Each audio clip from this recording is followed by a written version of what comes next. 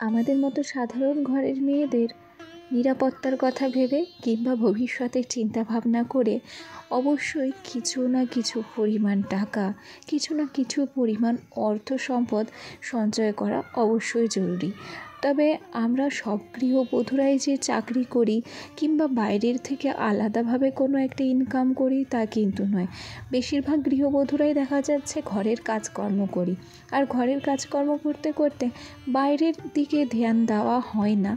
বাইরের থেকে যে এক্সট্রা কোনো কিছু আমাদের ইনকাম করতে হবে নিজেদের ভবিষ্যতের জন্য, সেটাও হয়তো ভাবতে পারি না।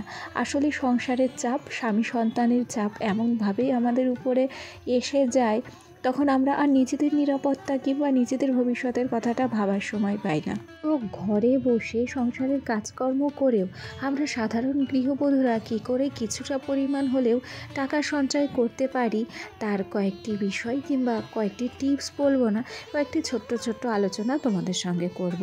আমার মনে হয় কি একটু হলেও তোমাদের উপকারে আসবে। তার আগে দাঁড়াও নিজের পরিচয়টা দিয়ে নিই। নমস্কার, কেমন আছো সবাই? আশা করছি সবাই খুব ভালো আছো, আর আমিও বেশ ভালো আছি। আজকে আমার আরও একটি নতুন ব্লগে তোমাদের সবাইকে অনেক অনেক স্বাগত জানিয়ে ব্লগটি শুরু করছি, আর আশা রাখছি ব্লগটি তোমাদের ভালো লাগবে। দেখো, আমার প্রত্যেক দিন সকালটা কিন্তু যেভাবে তোমরা দেখো সেইভাবেই শুরু হয়। এর থেকে কোনো দিন কোনো কিছু ব্যতিক্রম হয় না।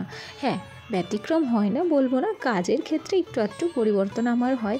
তাছাড়া প্রত্যেক দিনের যে রুটিনটা দেখো, আমি ঠিক সেই রকমভাবেই কাজকর্মগুলো করি।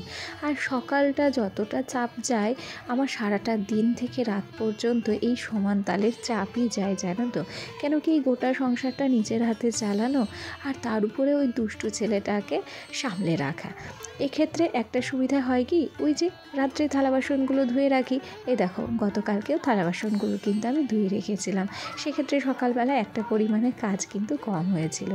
সকালে উঠে ঘর দোর সব ঝাঁট মাট দিয়ে বাসি কাজকর্ম সেরে বাসি জামা কাপড় ছেড়ে ঘর দোরে জল দিয়ে নিয়েছিলাম। জানো তো, ঘর দোরে জল দেওয়ার আগে বাসি জামা কাপড়টা তোমরা ছেড়ে নেওয়ার চেষ্টা করবে, যারা ঘর দোরে জল দাও আর কি। আর যারা দাও না তাদের তো আমি বলতে পারবো না যে তোমরা কী করবে। তবে ঘরে দোরে জল দেওয়ার আগে বাসি জামা কাপড়টা ছেড়েও নিতে হয়, আর মুখ টুক ভালো করে ধুয়ে নিজেকে ফ্রেশ করেও নিতে হয়। তাতে করে সংসারে একটা আলাদা পজিটিভিটি আসে। এখন চলে এলাম রান্নাঘরে। গ্যাসটা যেহেতু কালকে রাত্রে মুছে রেখেছিলাম, তবুও মন মানে না, জানো তো। মাকড়সা হাঁটে, টিকটিকি হাঁটে, আরশোলা হয়তো হাঁটতে পারে, আমি দেখিনি তো সেই জন্য বলতে পারছি না। তাই নতুন করে গ্যাসটাকেও মুছে নিচ্ছি, আর এই গ্যাসের টেবিলটাকেও আমি সুন্দর করে মুছে নিচ্ছি। জানো তো, একটা অসুবিধা হয়েছে। প্রথম ভাবতাম আমার ফোনটা মনে হয় নষ্ট হয়ে গেছে, ক্যামেরাতে সার্ভিস দিচ্ছে না। তবে পরে খেয়াল করে দেখি, এখন যেহেতু শীতকাল, আমি জানি না ছায়াটা কেন উল্টো দিকে আসে, আর আমার মাথার উপরের যে লাইটটা থাকে সেই লাইটটা না একদম ক্যামেরার সামনে পড়ে যায়, যে কারণে এই গ্যাসের দিকটা একটু হলেও ধূসর দেখায়। তবে বর এর পরের দিন যখন একটু বেশি দিনের ছুটি নিয়ে আসবে, তখন ভেবেছি রান্নাঘরের লাইট টাইটগুলো সমস্তটাই ঠিক করে নেব। গল্প করতে করতে শোনার জন্য দুধটাকে গরম করে রেখেছিলাম, আর আমি একটু চা করে নিয়েছিলাম। প্রথমে ভেবেছিলাম লিকার চাই খাবো, পরে দেখলাম যে একটুখানি দুধ যেহেতু বেঁচে রয়েছে, তাহলে চলো না একটু দুধ চাই খেয়ে নিই। আর এদিকে সোনার খাবারটা রেডি করে টেবিলে রেখে এসেছি, আর আমার ছেলে উঠে সোজা চলে এসেছে। ওই যে ওটা ওর দিদি আর এটা ওর দাদা, ওরা পড়তে বসেছে, ওদের কাছে আঁকিবুকি করতে আর কি। লিখতে তো পারে না, তবে ওই অ আ ABCD EFGH এগুলো আমার ছেলে লিখতে পারে। সম্পূর্ণ যে অ থেকে ক খ এই সমস্তগুলো লিখতে পারে না। আসলে সবে তো 3 বছর হলো, তবুও যে ABCDর বেশ কয়েকটা অক্ষর লিখতে পারে সেটাই কিন্তু অনেক, তাই না। এখানে কয়েকটা জামা কাপড় ছিল, এগুলো আধ ভেজা, যেগুলো গতকাল বিকেলে কাচা হয়েছিল। বিকেলে তো আর শুকায় না, যেহেতু রোদ পাওয়া যায় না, সেই জন্য এগুলোকে এখন সকালবেলা আবার মেলে দিচ্ছি। সোনার জন্য একটু দুধ কমপ্ল্যান রেডি করেছি, সাথে দিয়েছি 2টো বিস্কুট। এটা দিয়েই সোনাকে খাইয়ে দেবো। তারপর যখন রান্না হবে, রান্না করার পর ভাত খাইয়ে দেবো। এই যে সোনাকে নিয়ে একটু টেবিলে বসেছি, তবে এখন আর ও আমাকে খাওয়াতে দেয় না, জানো তো, নিজেই খেয়ে নেয়। আর এই যে কাপড়টা সোনার গলায় বেঁধে দিচ্ছি, যেহেতু একা একা খাবে, নড়াচড়া লেগে দুধটা কিন্তু যাতে জামা কাপড়ে না পড়ে সেই জন্যই কাপড়টা বেঁধে দেওয়া। আর এই যে দেখো গল্প করতে করতে আমার সোনা একা একাই খেয়ে নিচ্ছে। তো কাল রাত্রে একটা কাজ এগিয়ে থুয়েছিলাম জানো, আমি ভাবছিলাম কাজটা এগিয়ে রাখা কি ঠিক হবে না ভুল হবে। এই যে দেখো উচ্ছে, তারপর গাজর, ফুলকপি এগুলোকে আমি কেটে এই কৌটোটার মধ্যে ভরে রেখেছিলাম যাতে করে আজ সকালে আমার কাজগুলো এগিয়ে যায়। আর এখানে আমি উচ্ছে আলু ভাজা বসিয়েও দিয়েছি। আর ওই যে দেখছো একটা গামলায় ওখানে রয়েছে ডাল, আর তার সাথে করব আরও একটা সবজি। জানো আমার ছেলে যখন হয়েছিল 2021 সালে, তখন নভেম্বর মাসের 4 তারিখে কালী পুজো ছিল, আমার ডেলিভারি ডেট দিয়েছিল 6 তারিখে। কিন্তু ঘটনাক্রমে আমার সমস্যা শুরু হয়ে গেছিলো কালী পুজোর রাত থেকে। আমি অতটা বুঝতে পেরেছিলাম না, ডক্টরকে আমরা ফোন করেছিলাম। সেই অবস্থায় ডক্টর বলেছিল আমাকে হসপিটালে নিয়ে যেতে। জানো কি কাহিনী হয়েছিল, বলতে খারাপও লাগে আবার হাসিও আসে। আমি আমার বরকে বারবার বলেছিলাম আমার সমস্যা হচ্ছে, আমাদের বাড়ি থেকে তেহট্ট হসপিটাল মাত্র 10 কিলোমিটার দূর, আমাকে নিয়ে চলো হসপিটালে নিয়ে চলো। আমার বর বলেছিল যে তোমাকে এখন যদি এই অবস্থায় হসপিটালে নিয়ে যাই, ওখানে গিয়ে তুমি কাউকে দেখতে পাবে না, আমাকে তোমাকে দেখতে দেবে না, বাড়ির লোককে দেখতে দেবে না, তোমার আরও অনেক বেশি কষ্ট হবে, তুমি রাতটা একটু সহ্য করো, সকালবেলায় তোমাকে নার্সিংহোমে নিয়ে যাব। যেহেতু ডক্টরের সাথে কন্টিনিউ আমাদের ফোনে কথা হচ্ছিল, একটা কথা ভেবেছো যে আমি কাউকে দেখতে পাবো না, আমার কষ্ট হবে, হসপিটালের ফ্যাসিলিটি ভালো পাবো না, সেই জন্য আমার বর আমাকে হসপিটালে নিয়ে যেতে রাজি হয়েছিল না। একমাত্র তার ভরসা ছিল নার্সিংহোম।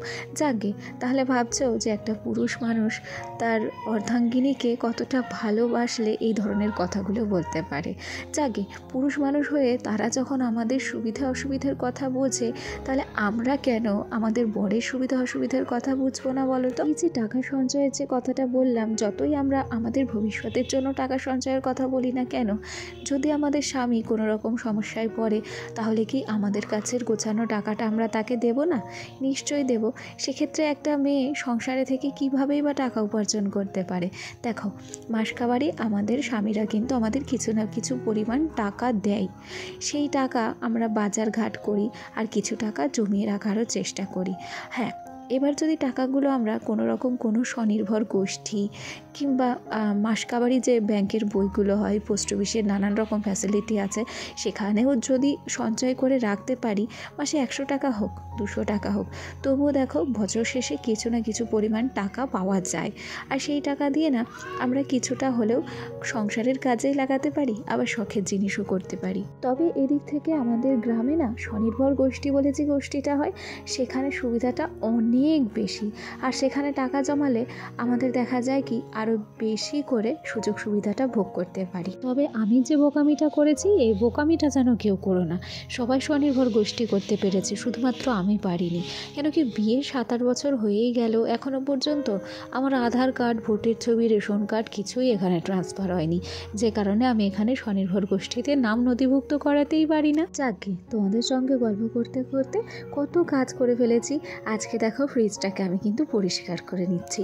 আজ অনেক দিনই হয়ে গেল ফ্রিজটা আমাদের বাড়িতে এসেছে, তবে খুব একটা যে পরিষ্কার করা হয় তা কিন্তু নয়।